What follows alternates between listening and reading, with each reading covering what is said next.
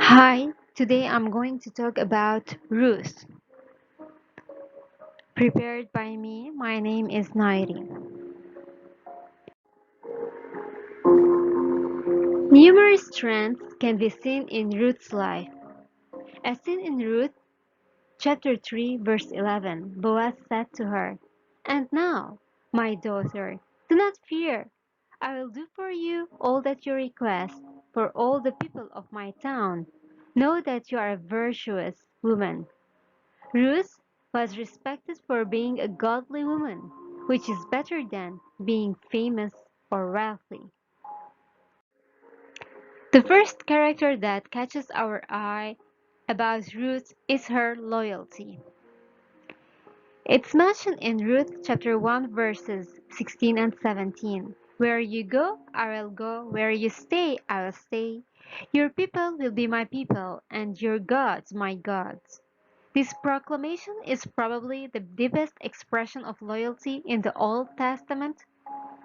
Ruth was willing to give up everything she knew in order to follow Naomi into a foreign country. She gave up her family, her people, her home, her country, her gods, her position in society, and her chance to be remarried. Another character of Ruth is obedience. As seen in Ruth chapter 3 from verse 1 till 5, we see that Ruth followed her mother-in-law's advice down to the letter. She didn't trust herself, nor her own opinion, nor her feelings, but she followed the older and wiser Naomi's advice, even in such important matter. I'm gonna read the Ruth chapter 3 from verse 1 till verse 5. Let's see what her mother-in-law told her. Then Naomi, Ruth's mother-in-law, said to her, "My daughter, I must find a suitable home for you, one that will be good for you. Now Boaz, whose young woman you worked with, is our close relative. Tonight he'll be working at the threshing floor. Wash yourself, put on perfume, change your clothes, and go down to the threshing floor. But don't let him know you're there until he has finished his dinner. Watch him so you will know where he lies down to sleep. When he lies down, go and lift the cover off his feet and lie down.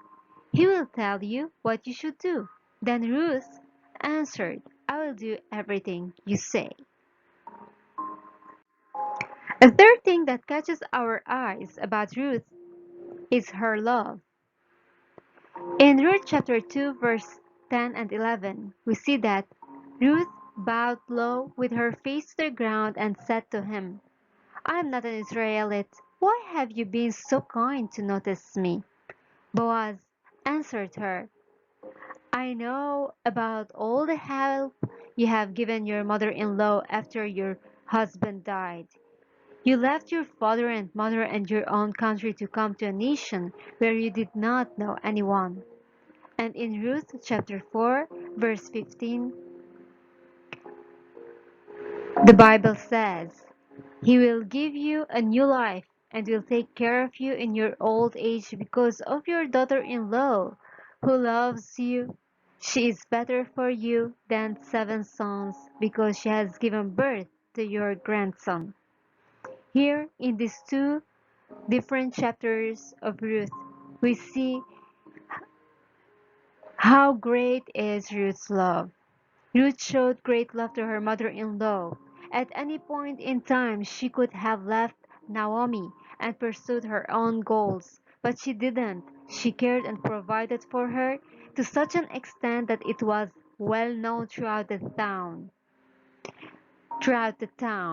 The people even said Ruth was better than 7 sons to Naomi. And the last character of Ruth, which I'm gonna mention today, is her diligence. It's mentioned in Ruth chapter 2 verse 3.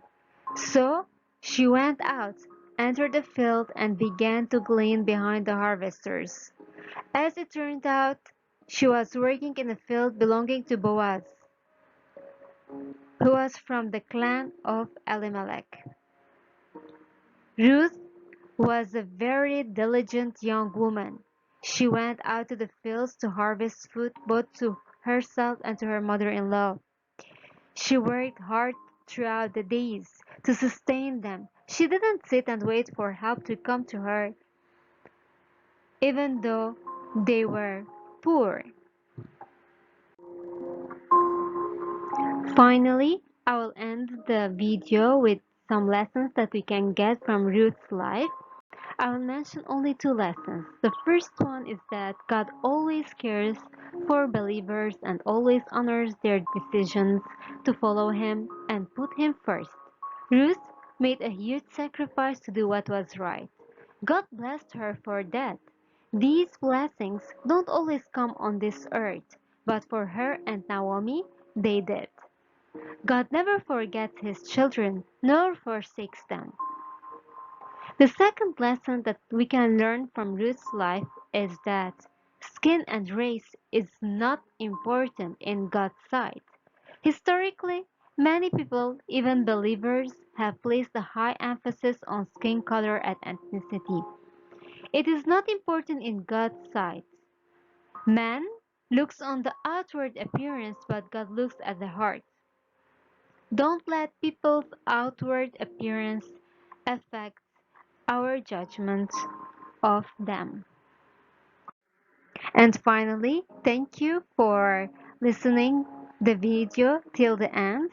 If you have any questions, please comment below and I'd be glad if we can start discussion about this topic. I would like to hear your opinion. Thank you.